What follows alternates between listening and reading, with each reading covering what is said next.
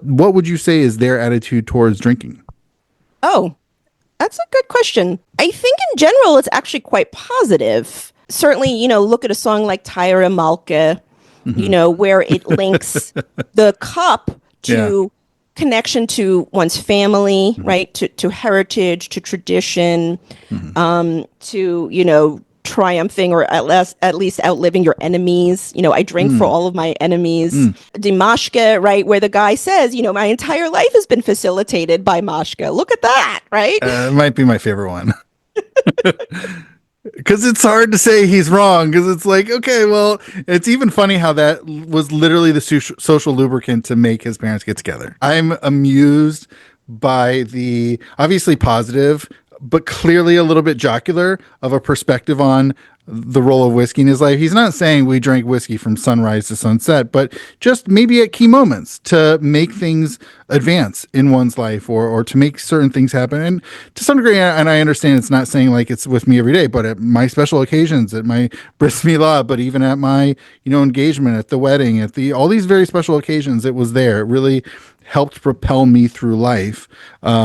But there's also play of the jocularity. Yes, it's meant, it's a little bit funny. It's meant to be Yeah. a little bit humorous, Yeah. but it's absolutely true. Mm-hmm.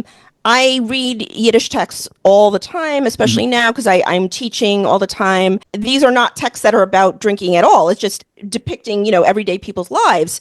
And all the time, like, there's so many moments where people are like, all right, well, we're going to have some bromfen and Mm. lekach and bromfen. So a piece of honey cake Ah.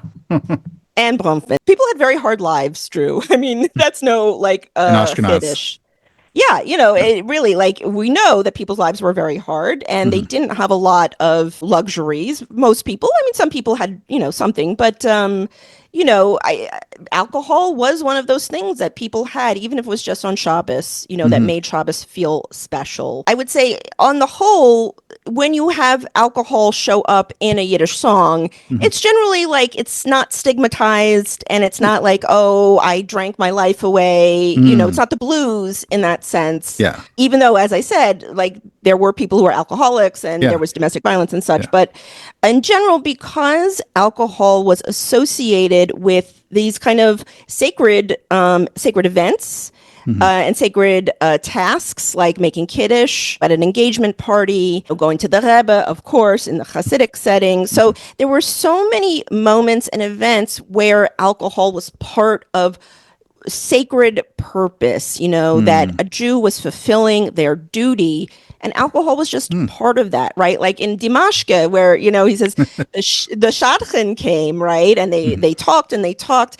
And look, a shadchan, I mean, my God, what's the first mitzvah, right? Peru. Right. It's be fruitful and multiply. Yeah. And that happens because, alcohol comes into the mix. So this is something that is seen as facilitating our holy mission as a holy Mm. people. Mm. Really. I mean, Yeah. No, that's really great. That's a really great characterization.